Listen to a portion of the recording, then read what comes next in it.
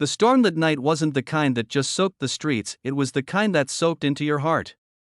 The kind that made you feel every decision you ever made, every loss you ever carried, every person you ever failed to hold on to.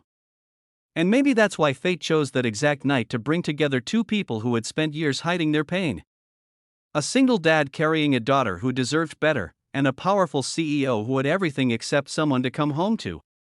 They didn't know it yet, but one storm was about to melt two broken hearts into something whole. Ethan had been running through life ever since his wife passed away. Running from the memories, the pitying looks, the pressure of raising a little girl alone. His daughter, Lily, was the only reason he woke up every morning, even when the weight felt unbearable. That night, rain poured down in punishing sheets as he carried his sleeping daughter through the empty street, her little arms wrapped around his neck. The power in their apartment building had gone out again. The rooms were freezing, and Lily's cough was getting worse. He needed somewhere warm. Somewhere safe. He pushed open the hotel lobby door, dripping rainwater across polished tiles.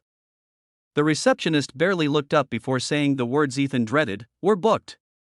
All rooms reserved for the CEO's company retreat." Ethan's heart fell. He turned to leave, but that's when the elevator chimed and she walked out, Isabella Hart. CEO. Ruthless to the world, lonely to herself.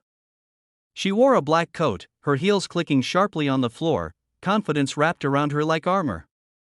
Yet the moment her eyes landed on Ethan, soaked, exhausted, holding a coughing little girl, something in her changed. She paused. For the first time in years, she didn't see numbers, deals, power. She saw a father who was trying his best. "What's wrong with her?" Isabella asked softly, kneeling closer to Lily. "Our power went out," Ethan replied, voice tight. "She has a fever. I just need a room for the night." The receptionist whispered, "We really are full, ma'am." Isabella looked at him for a long moment, then said words she didn't even think through: "He'll stay with me." Ethan blinked. "Wait, what?"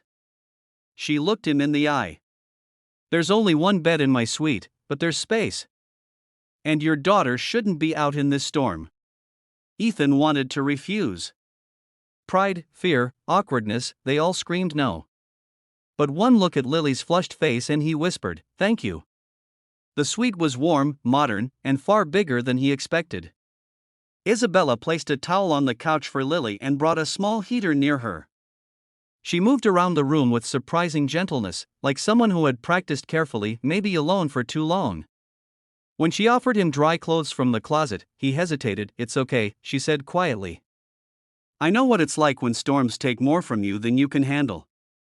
He didn't ask what she meant. They sat together at the foot of the bed, listening to the wind slam against the windows.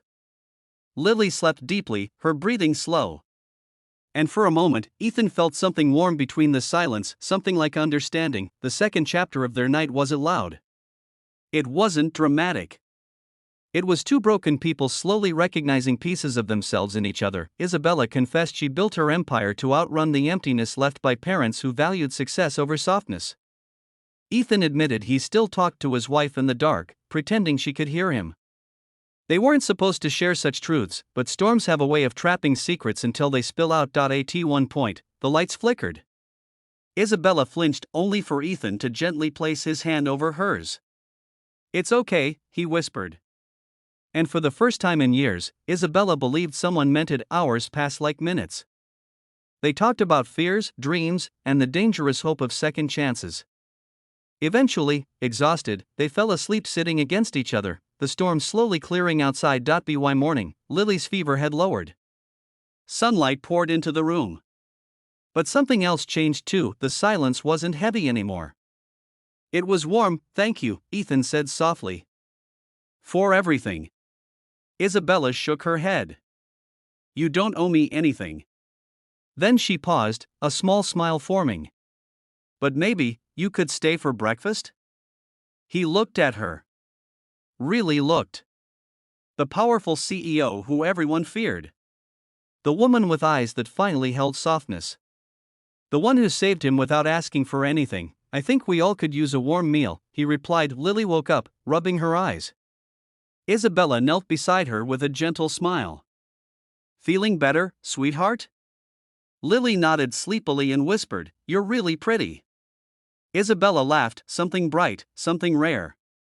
Ethan felt his heart melt a little. That morning became the first of many. Breakfast turned into conversations. Conversations turned into visits. Visits turned into something neither dared to name at first, but love doesn't need names to grow. Two broken hearts, carried by one storm, slowly learned to heal together, and by the time the next storm rolled around, they didn't face it separately, they faced it as a family.